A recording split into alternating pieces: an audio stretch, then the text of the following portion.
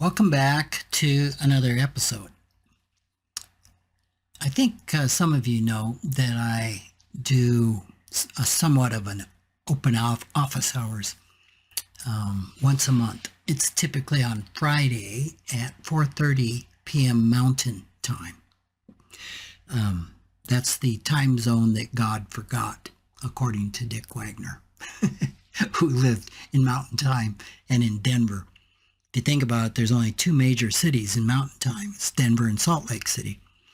Rapid City, while is being a major city in South Dakota, is not considered a major city by national standards because there's only 120,000 of us here.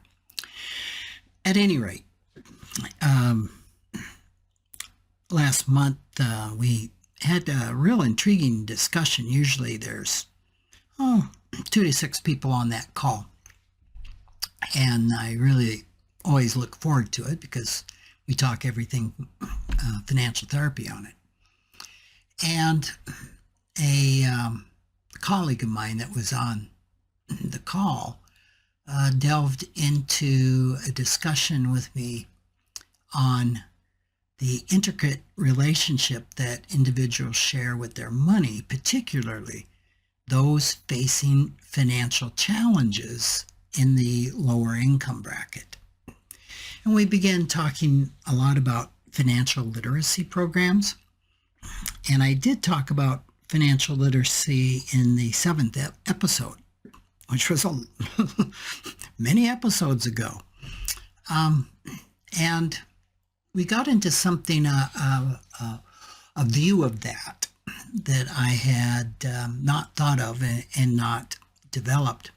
But to back up a little bit, financial literacy programs have been in the existence since the 1970s. And the intention of financial literacy is to aim to arm an individual with the knowledge and the skills necessary so they can make informed and responsible financial decisions. And I think that's admirable. And to many of you, it kind of might be, well, duh. Of course, people need to be financially literate. And that is really important. Even as important it is because we know that money is a 21st century survival skill, it's still something that by and large is not taught in our public school system, and probably not a lot of private school systems. I had my children in a private school system for part of their education, and I don't think financial literacy was really ever mentioned or ever taught in any meaningful way. So financial literacy, is necessary. It's important. And there are a lot of financial literacy programs that have been successful. But based on my research of a lot of the programs, there still seems to be a limitation in their effectiveness. It's nowhere near 100%. And oftentimes the impact makes a change in a very small number of people that attend. And I have found that there's several factors that contribute to the constraints of effectiveness of these programs. One is a lack of engagement. And some of these that I'm going to go through were articulated by Peter from Ghana in a recent podcast that I did. But just a lack of engagement. financial literacy can, be rather dry, and sometimes it's just really hard for an individual to get really engaged in it, especially when they've been resisting engagement, which can be part of the problem. It can present a one-size-fits-all approach. It's really hard to tailor financial literacy to a specific individual.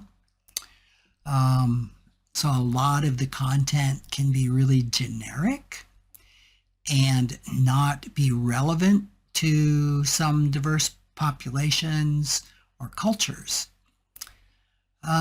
There often is inadequate follow-up or support if you go to a class on financial literacy. I teach several of them for our local community education program.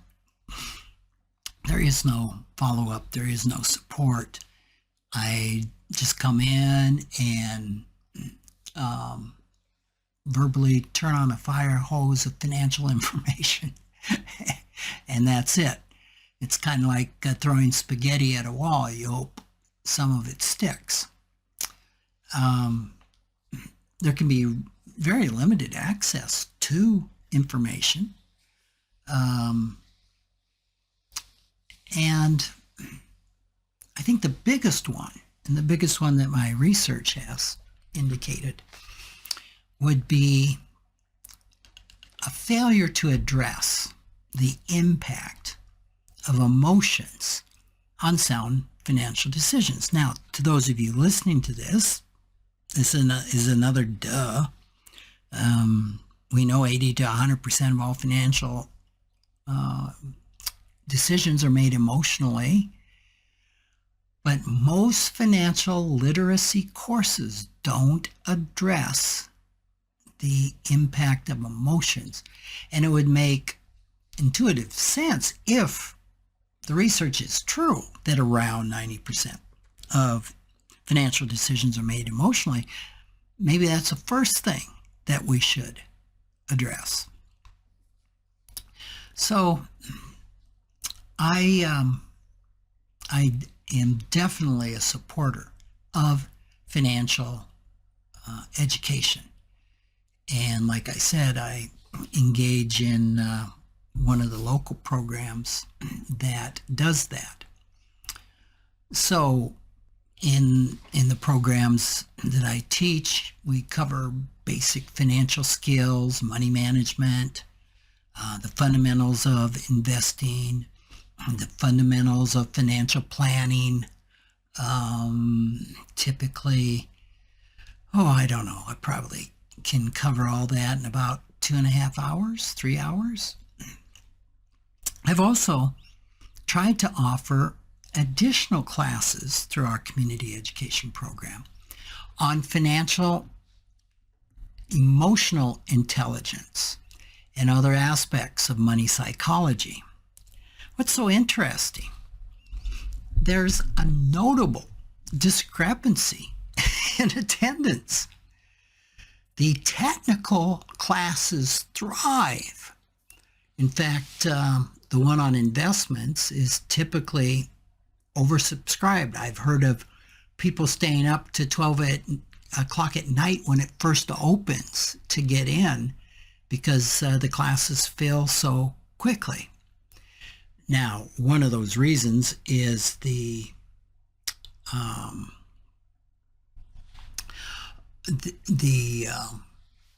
fact that the room that I've used to teach that in is limited to 12 people. So, if it was 50, well, maybe we'd only fill half of the class. But the interesting thing is those classes I've offered on understanding the intersection of money and emotions, they struggle to attract participants, so much so that I stopped offering them. I mean, we'd get 1 or 2 or 3 people signed up for them. So it's not a hot topic. It's we'd much rather read ourselves to financial health. We'd much rather take a class and get it than the prospect of looking at our emotions and our history around money and how that has contributed to our financial circumstances that may not be so positive. So again, and this is really just irrespective of income level. People often avoid examining the relationship between their money and their emotions. We know that the prevailing money script is that the more financial knowledge I have, the better. That all I need is more knowledge about money. That's pretty ubiquitous in the work that I've done.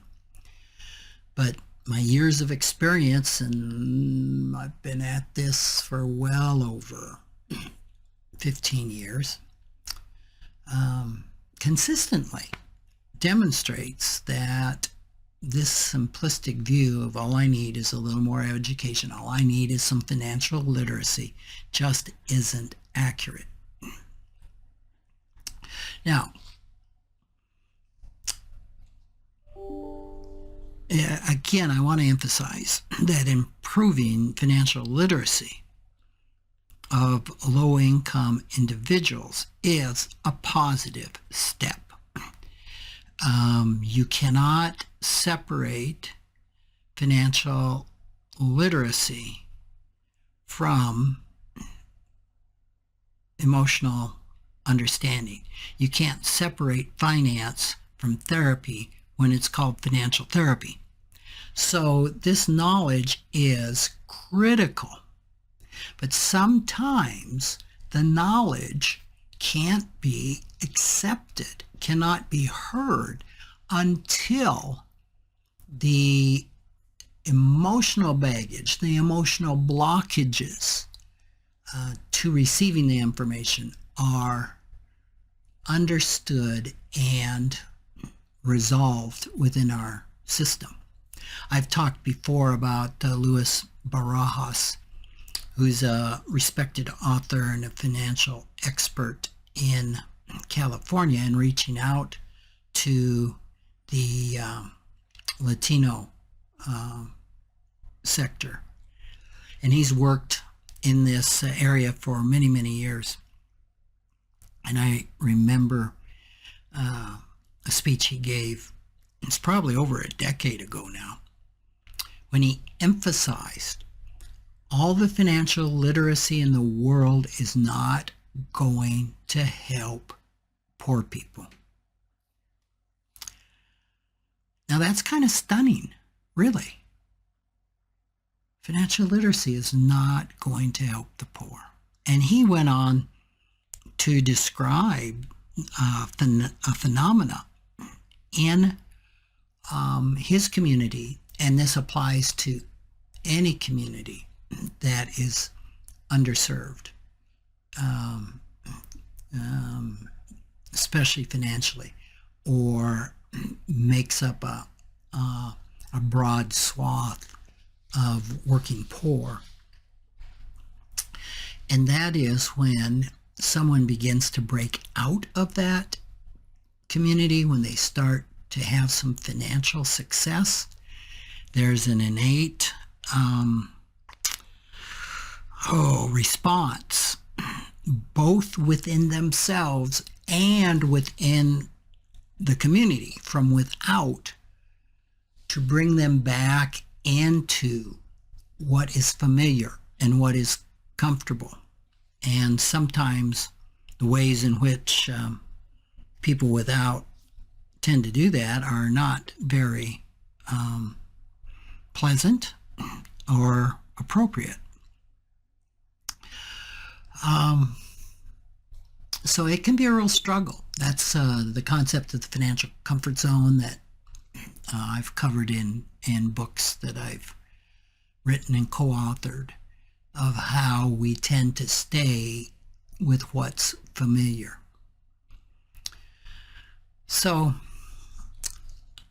what I wanted to add to this particular segment or edition is that it's really important to recognize that universal fears and emotions around money and obtaining financial literacy is something that transcends economic status. It's not just about the working poor. Money-related challenges extend beyond specific socioeconomic groups. So, while it can really impact the poor, even people with wealth may not be as financially literate as commonly assumed. And you might struggle with that a bit. How can that be? I used to have a money script that said people who have money understand money. Well, like any money script, that can be true in some circumstances and false in others. The emotional struggles regarding financial decisions and the intellectual struggles of understanding finances, being literate about money, are universal regardless of one's lack of wealth or the amount of wealth that they maintain, the amount of money that they don't earn and the amount of money that they do earn. So that's really what I want to emphasize, because while the challenges do exist for both the extremely wealthy and those in extreme poverty, my focus lies more on addressing the struggles of the affluent who seek my services. Obviously, owning a financial planning firm, even being a financial therapist, people seek me out that can tend to pay for my services. So this is the worldview and where my experience comes from. I've witnessed the isolation experienced by some wealthy individuals, where their wealth has completely alienated them from ordinary social interactions, which can lead to really profound loneliness and a desire for anonymity. Now, maybe this is the first time you're hearing this. I remember the first time I ever heard this, and my reaction was not one that I ultimately was proud of. It was, oh, come on, get a grip. You got money. How can that leave you in any worse position than people that struggle for knowledge with money, that don't have money? And as I have worked with people that are affluent, that in many cases have more than enough, what I have witnessed, especially in those more ultra-rich individuals, is a yearning for normalcy.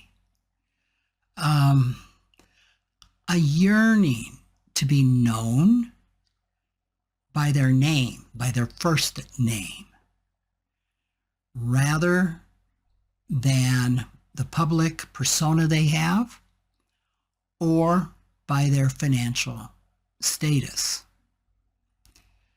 If you think about it, someone who is very rich or very famous don't have the luxury of being able to go into a group of people, or think of it as a 12-step group if you're familiar with 12-step programs, and say, hi, my name is, pick any name, a first name of a famous person. My name is Adele.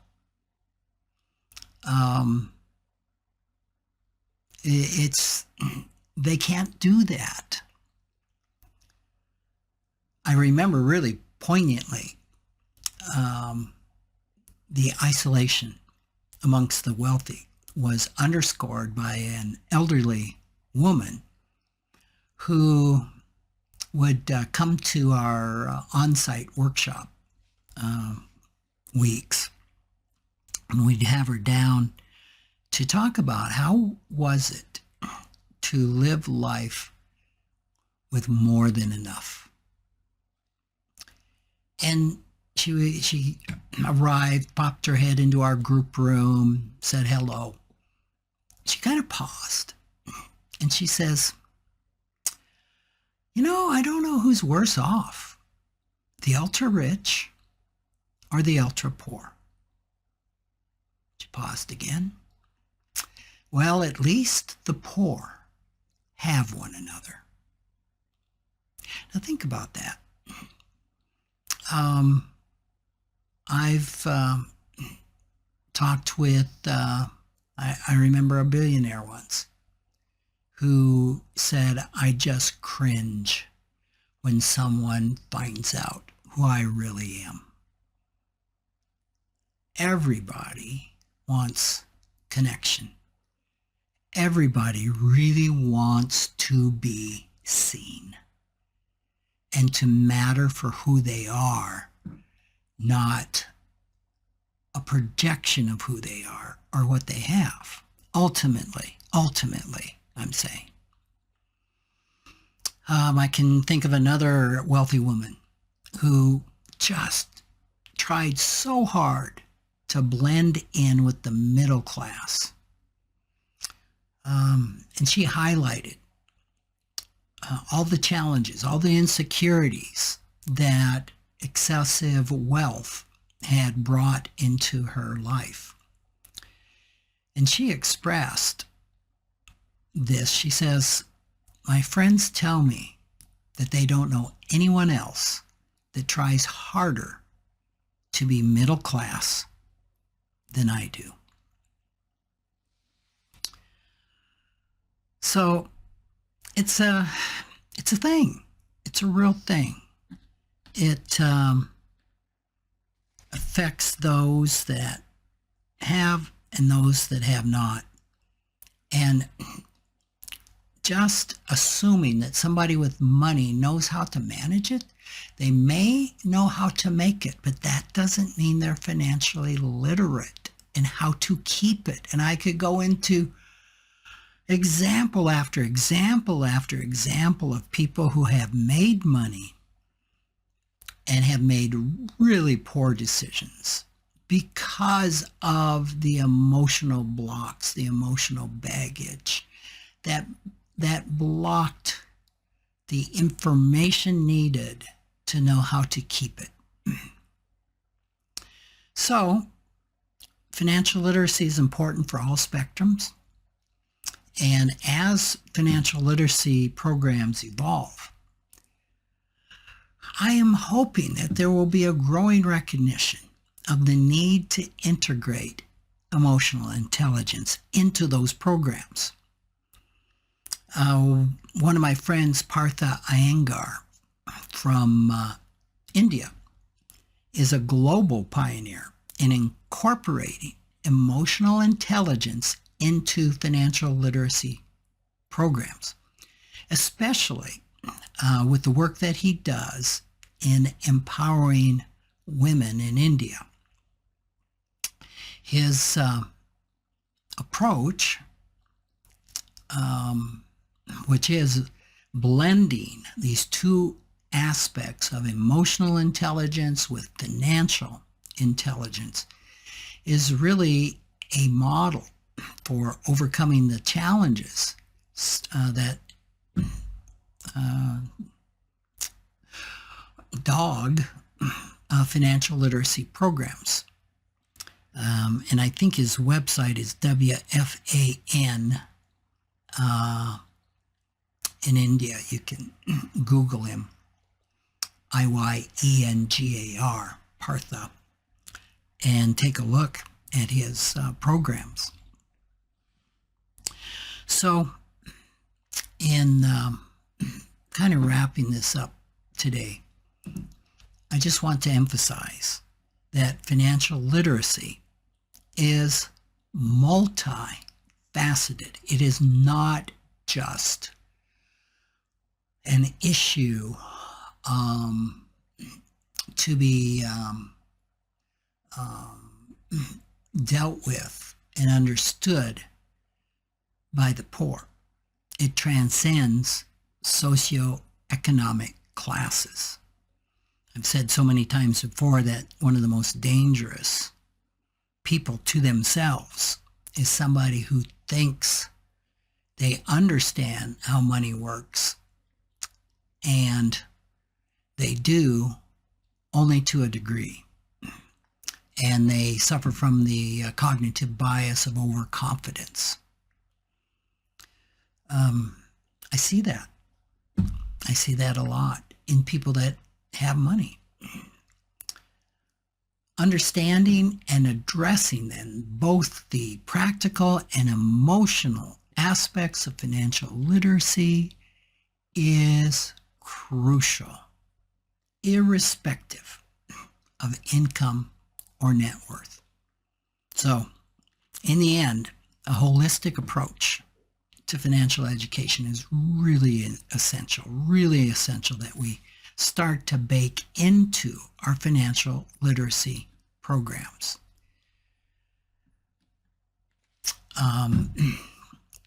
And I can only hope that we find a way to do that, because there is so much fear, so much resistance of doing the hard work and taking a look at our emotional triggers, our financial traumas, in helping us to clear the space in our heart and in our head so that we can then really be able to act on the financial literacy that we do have that's suppressed, or take in and actually hear that literacy for the first time. So, thanks for joining me, and I look forward to talking to you next week.